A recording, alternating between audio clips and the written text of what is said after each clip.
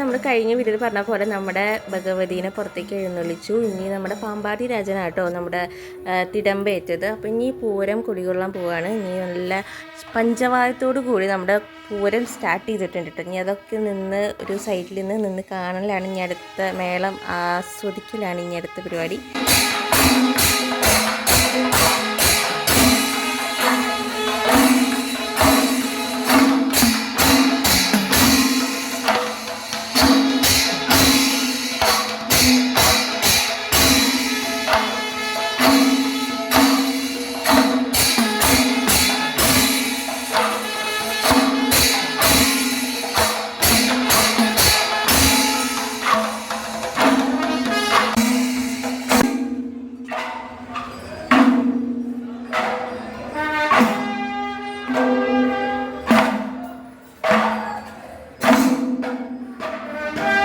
അപ്പോൾ ഉള്ളിലായതുകൊണ്ട് ഇനി ഇവിടെ ഒരു 2 മണി 2:30 വരെ ഇനി ഇതിൻ്റെ ഉള്ളിലായിരിക്കും നമ്മുടെ പഞ്ചവാദ്യം ഉണ്ടാവുക.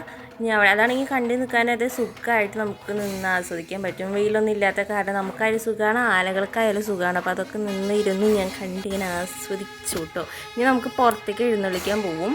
പിന്നെ ഒരു 2 മണി അവിടെ പുറത്തേക്ക് വന്ന് പിന്നെ പുറത്തായിരിക്കും കേട്ടോ.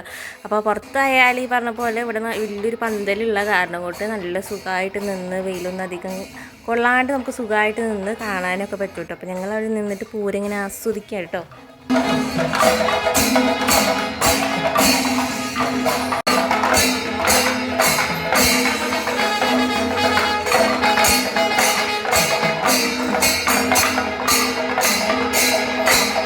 നമുക്ക് ഇടയ്ക്കിടയ്ക്ക് ഇങ്ങനെ ദാഹിക്കണ കാരണം നമ്മൾ പൂരത്തിൻ്റെ ഇടയിൽ ഇങ്ങനെ ഓടി നമ്മൾ സംഭാരം കുടിക്കാൻ വരും കേട്ടോ. അവിടെയാണെങ്കിൽ സംഭാരം ഇങ്ങനെ കൊടുക്കേണ്ടത്. അപ്പോൾ നല്ല സംഭാരം കേട്ടോ. ഞങ്ങളത് കുടിച്ചിങ്ങനെ വരും. പിന്നെ ഈ അധികം വെയിലൊന്നും ഇല്ലാത്ത കാരണം നല്ല സുഖമായിട്ട് നമുക്ക് നിന്ന് നല്ല ആസ്വദിച്ച് നമുക്കിങ്ങനെ പൂരമൊക്കെ ആസ്വദിക്കാം കേട്ടോ.